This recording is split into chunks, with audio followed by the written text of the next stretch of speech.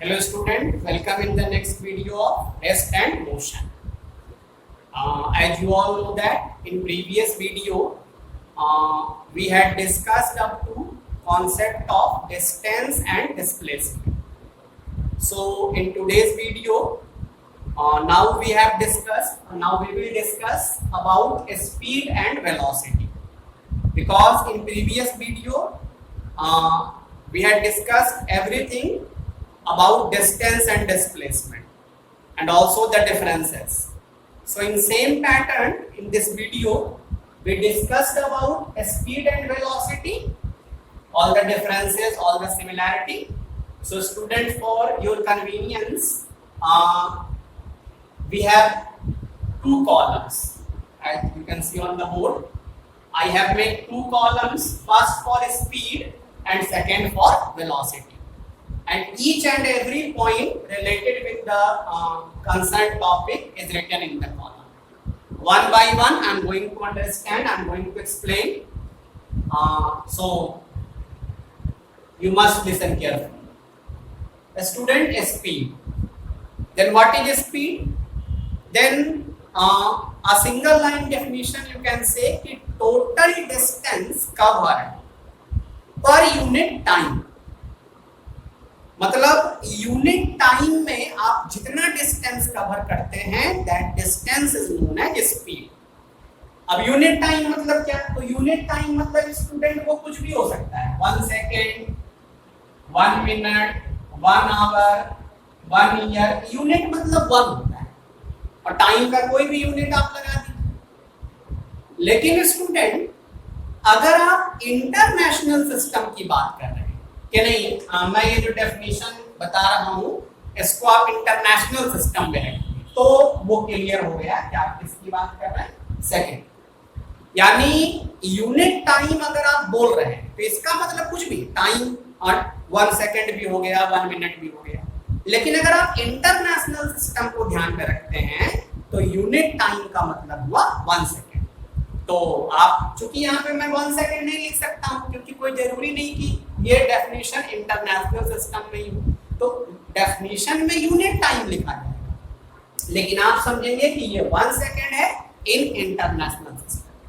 तो international system में 1 second में कोई पार्टिकल जितना डिस्टेंस कवर करता है, मीटर, डिस्टेंस के लिए मीटर, तो 1 सेकेंड में जितना मीटर वो जाता है उसको कहेंगे स्पीड. इसलिए मैंने लिखा भी है SI unit is metre per second. और total displacement covered per unit time is known as velocity. देखिए यहीं पे डिफरेंस हो गया. Distance covered per unit time is speed, but the displacement covered per unit time is velocity. तो यही अंतर हो गया स्टूडेंट. डिस्टेंस अगर है यूनिट टाइम का तो वो स्पीड है, और डिस्प्लेसमेंट है अगर यूनिट टाइम का तो वो वेलोसिटी. यूनिट चूंकि आप पिछले क्लास में पढ़ चुके हैं कि डिस्टेंस का भी मीटर होता है और डिस्प्लेसमेंट का भी मीटर होता है, तो यूनिट दोनों का सेम होगा स्टूडेंट. लेकिन फिर वही मैंने पिछले क्लास में बताया था कि डिस्टेंस ऑलवेज पॉजिटिव. तो जब डिस्टेंस पॉजिटिव होगा तो स्पीड भी ऑलवेज पॉजिटिव होगा, because it is related with distance. मगर मैंने बताया था स्टूडेंट, एक्सप्लेन करके समझाया भी था कि डिस्प्लेसमेंट निगेटिव, पॉजिटिव और जीरो तीनों हो सकता है. तो ये भी निगेटिव, पॉजिटिव, जीरो तीनों हो सकता है वेलोसिटी. बस जो चीज स्टूडेंट डिस्टेंस के लिए है, स्केलर है डिस्टेंस, तो स्पीड भी स्केलर. डिस्प्लेसमेंट वेक्टर है तो ये वेलोसिटी भी वेक्टर है. इसको v से डिनोट करेंगे स्पीड को, लोग s से करते हैं, s से नहीं करते. और ये v वेक्टर है तो एक एरो हो जाएगा स्टूडेंट. तो these are the character of speed and velocity. अब मैं चूंकि आपको बता रहा हूं कि ये, आप इसको नोट भी कर लेंगे इस कॉलम की सारी बातों को. और अब मैं चूंकि आपको बता रहा हूं कि ये स्पीड डिस्टेंस से रिलेटेड है और वेलोसिटी डिस्प्लेसमेंट से रिलेटेड है, तो पिछले वाले क्लास में हम लोग एक रिलेशन पढ़े. वो रिलेशन मैं यहाँ फिर से लिख रहा हूं और उसी के हिसाब से हम लोग स्पीड और वेलोसिटी में भी रिलेशन एस्टैब्लिश करेंगे. तो आपको याद होगा स्टूडेंट कि पिछले वाले में हम लोग क्या लिखे थे कि डिस्टेंस ऑलवेज ग्रेटर देन और इक्वल टू डिस्प्लेसमेंट, आपको याद हो। तो यहां लिखेंगे स्पीड, कि डिस्टेंस से speed related S, simple student है। इसको उल्टा करके भी आप चाहें तो लिख सकते हैं, एक ही बात है स्टूडेंट, ये दोनों कोई अंतर नहीं है, बस इसमें इतना ही अंतर है कि कान इधर से छुए और फिर इधर से छू रहे हैं, कान वही है, छूने का तरीका अलग हो गया। स्पीड बाई वेलोसिटी, पिछले क्लास में मैंने बताया था कि ये इधर आ जाएगा तो यहाँ 1, इधर भी वही था student, distance by displacement greater than. फिर इससे आप करेंगे, बस वही मैं बता रहा हूं स्टूडेंट, कान इधर से छूइए इधर से छूइए, एक ही बात है। वेलोसिटी बाई स्पीड आप करते हैं तो ये लेस देन 1 हो जाएगा, जैसे कि डिस्प्लेसमेंट बाई डिस्टेंस। तो ये रिलेशंस आपको याद रखने student, very very important in so many competitive examination, these type of questions are asked, so you must keep in mind to these concept। तो ये रिलेशंस है, इसमें मैं एक्सप्लेन नहीं करूंगा क्योंकि ये सेम टू सेम यही बात है, डिस्टेंस स्पीड और displacement velocity, these are the relation. हाँ, इसके बाद मैं आपको फॉर्मूला बता दूं कि फॉर्मूला क्या होता है और किस तरह से आप स्पीड कैलकुलेट करेंगे। तो अभी आपने डेफिनेशन में क्या कहा स्टूडेंट कि distance travelled in unit time. तो मान लीजिए कि ये कोई बॉल है, इसको मैंने पुश किया, ये एक डिस्टेंस कवर कर लिया s, और इसको टाइम लग गया स्टूडेंट t, डिस्टेंस हो गया s और टाइम कितना लग गया इसको t। तो मुझे पता करना है कि इसकी स्पीड कितनी है, और ये ध्यान रहे स्टूडेंट कि ये जो मैं बात कर रहा हूं इसमें हमारा बॉल यूनिफॉर्म मोशन में, क्योंकि कुछ लोग ऑलवेज कंफ्यूज कर जाते हैं कि सर ये जो फॉर्मूला आप बता रहे हैं स्पीड कैलकुलेट करने का, तो क्या ये कहीं भी लगा सकते हैं? तो नहीं, ये फॉर्मूला जो मैं बता रहा हूं स्पीड कैलकुलेट करने का, ये सिर्फ तब लगाना है जब मोशन यूनिफॉर्म हो। मोशन कैसा हो? यूनिफॉर्म, एकदम नोट कर लीजिए। या फिर मोशन कैसा भी हो और एवरेज स्पीड निकालने के लिए बोला गया, तो 2 बार में आप ये फॉर्मूला यूज कर सकते हैं। कब कब स्टूडेंट? मैं फिर रिपीट कर रहा हूं, एक जब मोशन यूनिफॉर्म तब आप यूज करिएगा, और एक जब मोशन कैसा भी हो और स्पीड एवरेज पूछा तब। तो क्या डेफिनेशन था स्टूडेंट? यूनिट टाइम में ट्रैवल डिस्टेंस। तो देखिए t टाइम में इसने s ट्रैवल किया, तो यूनिट टाइम में s by T, unitary method math में आप पढ़े हैं, तो यूनिट टाइम में s बाई टी, और यूनिट टाइम का ही डिस्टेंस तो स्पीड होता है, तो ये स्पीड हो गया distance by time. This is the formula of speed. Can we use this in any case? No. It is used only when the particle moves with uniform speed. Or another condition, any type of motion, and what you have to calculate? Average speed. Then you can use this formula. Speed is equal to distance by time. In the same pattern, you can say velocity is equal to displacement by time. अभी आप ये formula याद कर लें, फिर मैं जब question बताऊंगा अभी तो और आपको क्लियर हो जाएगा कि स्पीड कैसे कैलकुलेट होता है और वेलोसिटी कैसे कैलकुलेट होता है। तो ये फॉर्मूला। अब आइए हम लोग जरा देखें कि क्यों आखिर स्पीड और वेलोसिटी में डिफरेंस हो जाता है, कैसे कैलकुलेट हो जाता है। तो मेरे पास एक सिंपल सा क्वेश्चन है स्टूडेंट कि कोई एक लड़का है या कुछ भी कोई पार्टिकल है, वो पहले 4 मीटर एस में जाता है,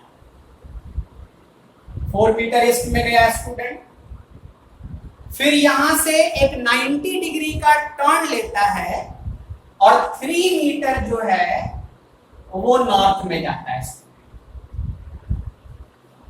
तो ये नॉर्थ में चला गया 3 मीटर। अब क्वेश्चन ये है कि what is the speed of boy जो भी है and what is the velocity of boy if the total time of journey is 7 seconds. This is the question, student. A boy first moves 4 meter towards east, then 3 meter towards north. If the total time of journey is 7 seconds of journey, इतना tough word है student, मैं बोल भी नहीं पाता हूँ। Journey, अब इसको जर्नी जर्नी जर्नी बोल देंगे स्टूडेंट, ये लोग समझ जाएंगे कि आप you are belongs from UP and Bihar. तो मैं तो इसको जर्नी ही बोलता हूँ बिकॉज मैं बिहार से बिलोंग करता हूँ। लेकिन इस तरह के वर्ड पे स्टूडेंट आप ध्यान रखेंगे, है ना, ये अच्छे से बोलना है जर्नी।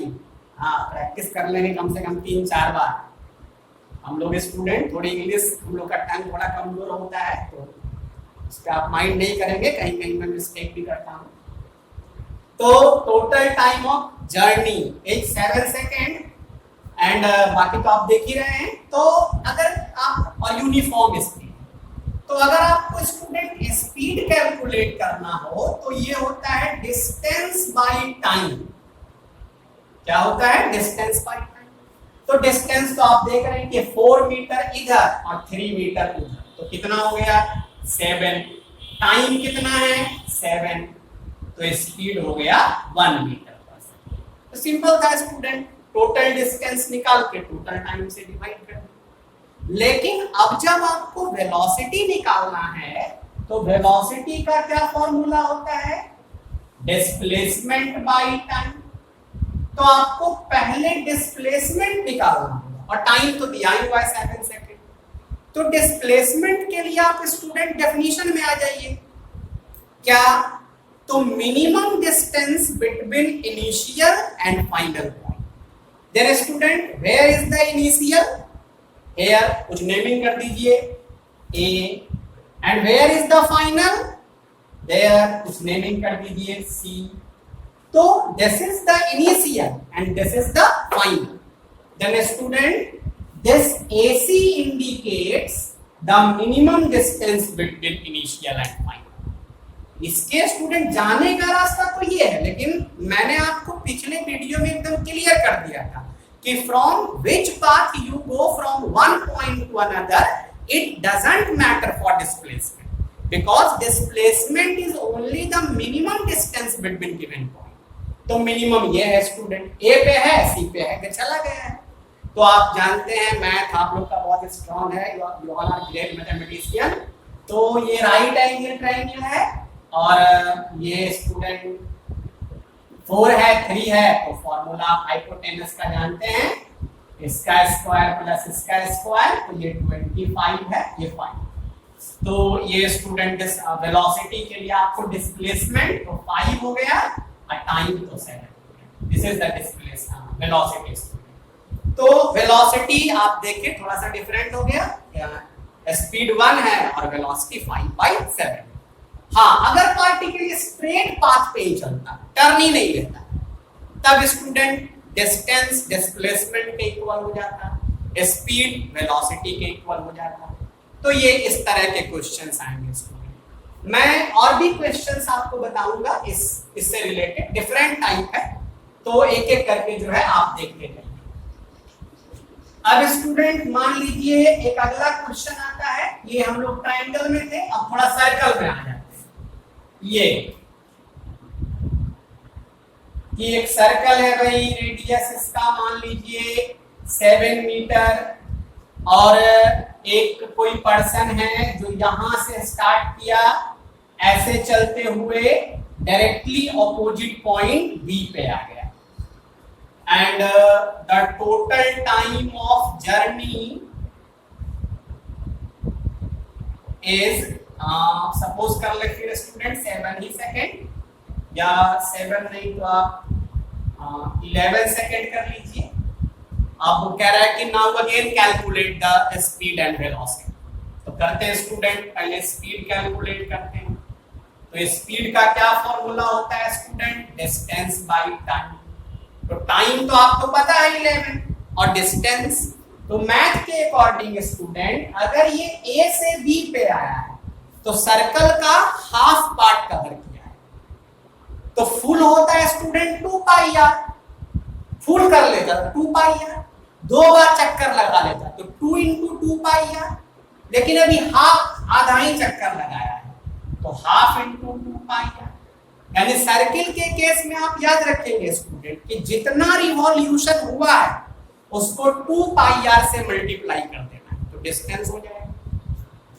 अब ये 2 कैंसिल हो गया स्टूडेंट, 22/7 इसका वैल्यू और रेडियस है, तो 7 कैंसिल हो गया स्टूडेंट, तो ये 2 मीटर पर सेकेंड स्पीड। अब यही अगर स्टूडेंट आपको वेलोसिटी फाइंड करना है तो इसका तो फॉर्मूला होता है डिस्प्लेसमेंट बाय टाइम, तो आपको डिस्प्लेसमेंट फाइंड करना होगा। तो डिस्प्लेसमेंट फाइंड करना होगा स्टूडेंट, तो आप देखिए ए पे था और बी पे चला है, तो मिनिमम डिस्टेंस जो हो गया स्टूडेंट ये वाला ही हो गया ए बी, तो ये 14 है, 7 डायमीटर हो गया, तो velocity 14/11। This is the velocity. तो स्टूडेंट ये है स्पीड और वेलोसिटी का कॉन्सेप्ट।